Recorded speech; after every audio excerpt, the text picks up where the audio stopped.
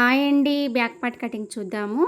కొలత బ్లౌజ్‌నైతే నడుము వెనక బ్యాక్ పార్ట్ డబుల్ ఫోల్డింగ్ పైన పట్టుకొని 1 ఇంచు డాట్‌కి 2 ఇంచులు ఖర్చు కోసం తీసుకున్నానండి. బ్యాక్ పార్ట్ నుండి హైట్ తీసుకోవాలి. కింద 1/2 ఇంచు, పైన 1/2 ఇంచు షోల్డర్ ఖర్చుతో కలుపుకొని నేను మార్కింగ్ పెట్టాను. ఇక్కడ నెక్ కోసం 2 ఇంచులు తీసుకున్నాను.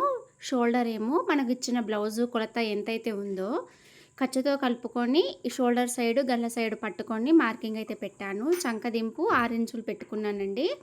పైన కింద సమానంగా వచ్చేలా చూసుకొని మనం స్కేల్ తోటి డబ్బా షేప్ అయితే డ్రా చేసుకోవాలి. డబ్బా షేప్ డ్రా చేసుకున్నాక ఈ మూల మధ్యలో నుండి స్కేల్ తోటి లైన్ డ్రా చేసుకోవాలి. 1.5 ఇంచుకు మార్కింగ్ పెట్టుకొని రౌండ్ షేప్ అయితే తీయాలండి. ఎక్కడ కూడా ముడత రాదు. ఈ రౌండ్ అనేది సరిగ్గా కలపాలి. తర్వాత చంక రౌండ్ సరిపోయిందా లేదా అని మనం కొలుచుకోవచ్చు. ఈ విధంగా బ్యాక్ పార్ట్‌లో నెక్ మార్కింగ్ పెట్టేటప్పుడు కింద మెడ దగ్గర కూడా ఖర్చు మందం పట్టుకొని